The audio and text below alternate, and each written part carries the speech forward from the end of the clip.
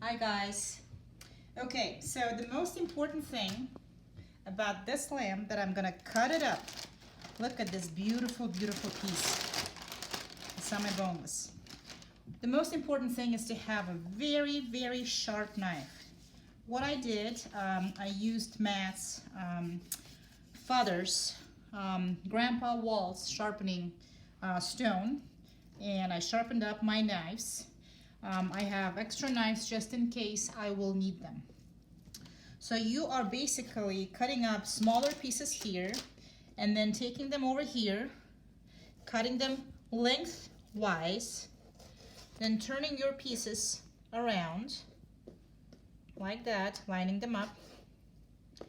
And the end result should be that your meat should be the size of 1 by 1 centimeter.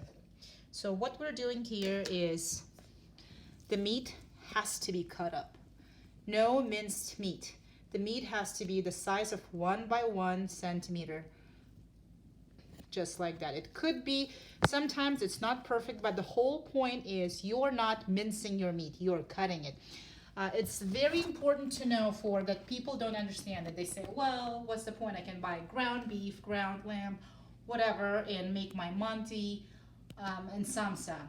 No, wrong idea. Has to be cut up.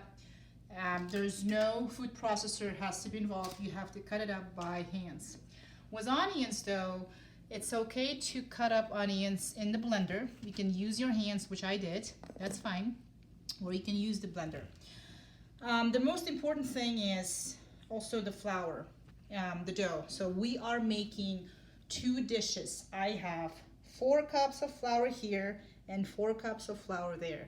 I am making a, Isabel, sorry. What's up? Stop laughing. I'm making samsa here and I'm making Manty. For samsa, I'm not gonna use egg, just water, salt, and some butter. I'll show you that Central Asian flaky dough.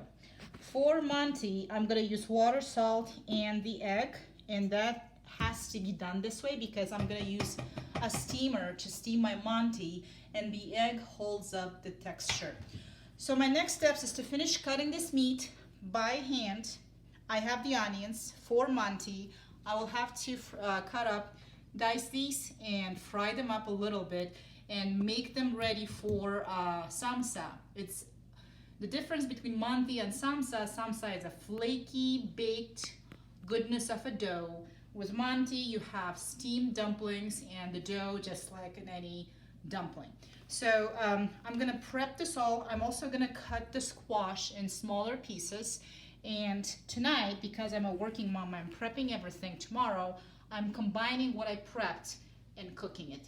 So this is part 1 of Manty making, and cut.